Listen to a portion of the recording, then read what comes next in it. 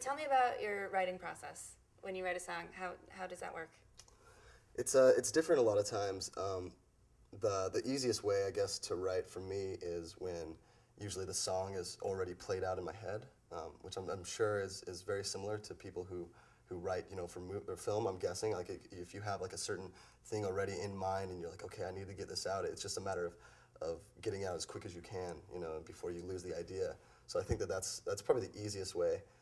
But then there's also, you know, you sit down with a guitar and you'll work for 8 hours and not get anything. You know, Rob Mathis would tell me, hey, it's all about showing up and you'll just get better. So I'm just working on faith at this point, that I just do that. I think you're doing okay. Oh, thanks. What about you? Well, it's interesting that you talked about, you know, sort of time being of the essence and wanting to get the idea out as quickly as possible. There's like even another edge to that with screenwriting, because it is so often that you will come up with an idea that you think is the most amazing thing, and then a month later you read that movie is in development. Yeah. There's like this hive mind in Hollywood, and no matter how creative you think you are, there is somebody else who has had this idea. Yeah. So it's constantly like a race against time to be the first person to write that movie, or to get that actor, to get that director. Yeah. So yeah, like time is of the essence, but it's interesting what you said about showing up, because I really do like to just sit down and work. And I don't have to be 100% satisfied with what I've done that day or even that week. There will be plenty of time to go back and perfect it. Yeah. I just want to get the essence of the idea out. That's important. I totally agree. It's kind of crazy.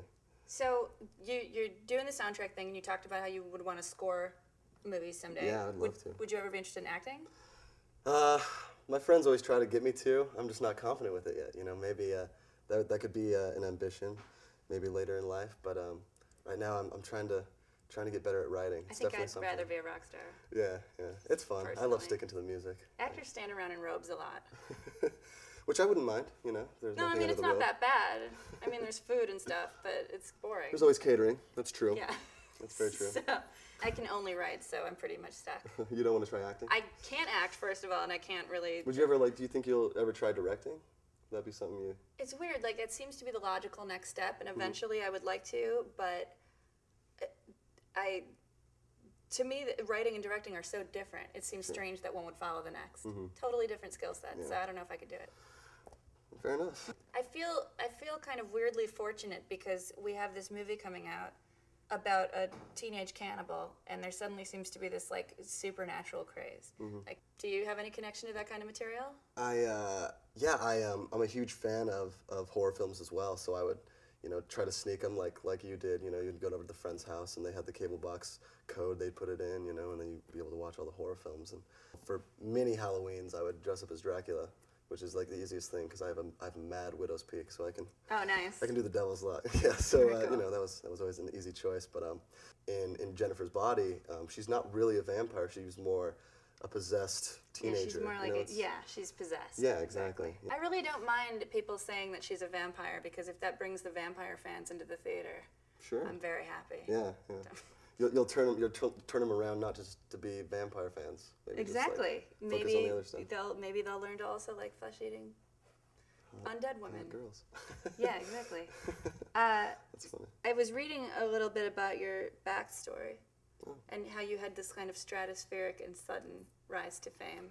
Yes, we were very fortunate. When you were signed to Decadence, you had never played a live show before? That seems like very odd. It seems very weird. Was it shocking to get signed? I wasn't, you know, I didn't understand like how the whole music world worked. And I actually, funny little fact that no one really knows, I didn't know who Fall Out Boy was when I joined the band. And Pete, I had no clue, you know, what he had done in the past. And as soon as I joined the band, they showed me a couple, you know, tracks, and I was like, oh, you know, these guys are really good. And he somehow heard like demos that we had put on the internet, and that's, you know, the internet was like a huge tool for us, just because we never had to play a live show, and that's kind of. There are a lot of huge tools on the internet. Huge tools, so right. In any case, the word, and it's, you know, it was a huge thing for us. It really helped us, and we got a lot of guff for that. You know, people would tell us we didn't pay our dues. You got guff for that? We got a lot of flack. I hate guff. Guff and flack. I didn't pay my dues either, and you know what? We're the smart ones. Yeah, totally agree. What about, what was your first, like, writing gig? Was it? Juno was the first screenplay I ever wrote. Like, I felt like a lottery winner. Like, it was really shocking. Yeah. It was shocking. even traumatic in a weird way, Yeah. to make the jump from your normal life to something that's surreal. Yeah, just being put in that place all of a sudden. Yeah. So what do you have planned for the future? What's going on with you? Always constantly, it's a cycle in music, in the music world. It's, you know, studio to tour to more studio, and we just did a tour, so we're you know, I've been writing a lot and gonna do a third album. That's the future for me. What about you? I never stopped writing. I write all the time. I write for a TV show on Showtime right now called United States of Terra. So Yeah, I've actually seen it. I totally had blanked about that. I was going to ask you. We're writing season 2 right now. Oh, it's very funny. Yeah, I'm glad I got picked up for a second season. Yeah, I was really psyched cool. too. It was really good. Cool. Yeah. I'm employed, and and I've written some more features, and I'm hoping that. Oh, cool. I'm hoping this movie is a nice springboard, and I can keep doing them. So we'll see. That's cool. Well, good luck with that. Thank you. Yeah. Good luck to you. Thanks. Fast forward to go